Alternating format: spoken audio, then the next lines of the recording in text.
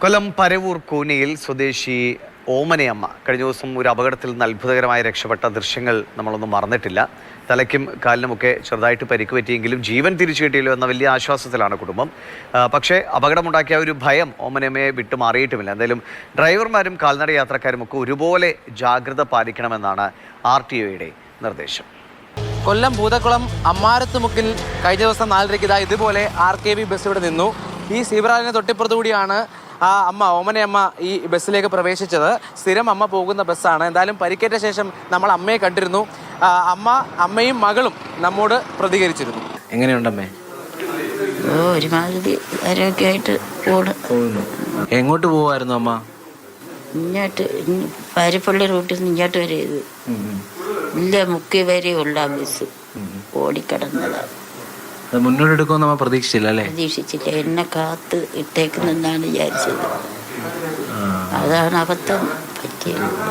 ഓടി വന്നം കയറാനും പറഞ്ഞുകൊണ്ടാണ് തട്ടി വന്നതിൻ്റെ കീഴോട്ട് സൈഡിലായിരുന്നെങ്കിൽ പോയാന്. പിന്നെ ഈ ആളുകളൊക്കെ ആ സമയത്ത് ബഹളം വെച്ചൊക്കെയാണ് ബസ് നിർത്തി? ബഹളം വെച്ചതൊന്നുമില്ല.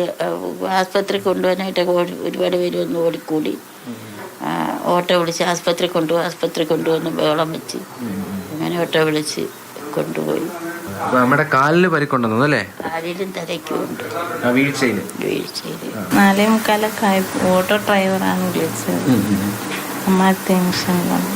ഇതിപ്പോ ഈ അപകടം നടന്നു എന്ന് പറഞ്ഞാൽ പിന്നെ ദൃശ്യങ്ങൾ കാണുമ്പോഴാണ് ഇത്രമാത്രം അപകടമാണെന്ന് അറിഞ്ഞത് അല്ലേ? അതെ അല്ലേ? അത് കണ്ടപ്പോ എന്ത് തോന്നി എല്ലാവർക്കും? അത്ഭുതകരമായിട്ട് രക്ഷപ്പെട്ടു.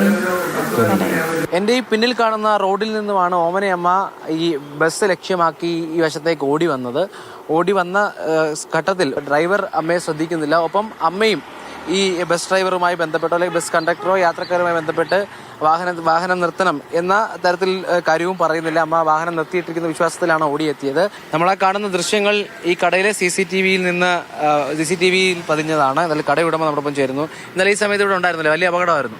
അത്യാവശ്യം വലിയ നിന്ന് രക്ഷപ്പെട്ടെന്ന് വേണം പറയാൻ. തലനാരിലേക്ക് രക്ഷപ്പെട്ടതാണ്. അത്യാവശ്യം നല്ല അപകടമായിരുന്നു. നിങ്ങളൊക്കെ ഇവിടെ ഉണ്ടായിരുന്നു?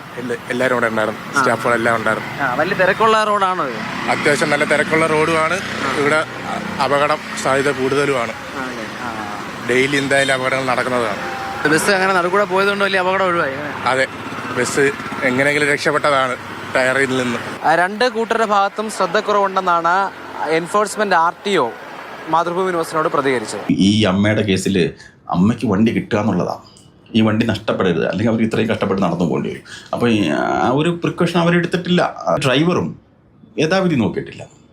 വണ്ടിയുടെ ഒരു തൊട്ടടുത്ത് നിൽക്കുമ്പോൾ ഒരു പൊക്കം കുറഞ്ഞ ഒരാളിനെയൊക്കെ ഈ ഡ്രൈവർക്ക് കാണാൻ പറ്റത്തില്ല. ഈ കേസിൽ എന്തോ ഒരു ഭാഗ്യം പോലെ അവർ എഴുന്നേറ്റില്ല. ഈ വണ്ടിപ്പാടകല മുമ്പോട്ട് പോയി നിന്നു. അമിത വേഗത്തിലല്ലായിരുന്നു വണ്ടി ഇടിച്ചാകാത്തിൽ അവർക്ക് വലിയ വെയിറ്റൊന്നും ഉള്ള ലേഡി അല്ലാത്തത് കൊണ്ട് ഒടുവോ ചതവോ വലുതായിട്ട് വന്നിട്ടില്ല. ഇങ്ങനെ തീർന്നു എന്ന് തന്നെ പറയാം. നിരത്തുകളിൽ ജീവൻ പൊലിയുന്ന വാർത്ത നിരന്തരം നമ്മൾ കാണാറുണ്ട്. ഏറ്റവും പ്രധാനമായി ശ്രദ്ധ നൽകേണ്ടത് യാത്രക്കാർ തന്നെയാണ്. ഒപ്പം വാഹനം ഓടിക്കുന്നവരും യാത്രക്കാരും കാൽനട യാത്രക്കാരുമൊക്കെ ഇതിൽ പ്രത്യേക ശ്രദ്ധ വരുത്തണമെന്ന ഓർമ്മപ്പെടുത്തലാണ് ഈ വാർത്ത മുന്നോട്ട് വയ്ക്കുന്നത്.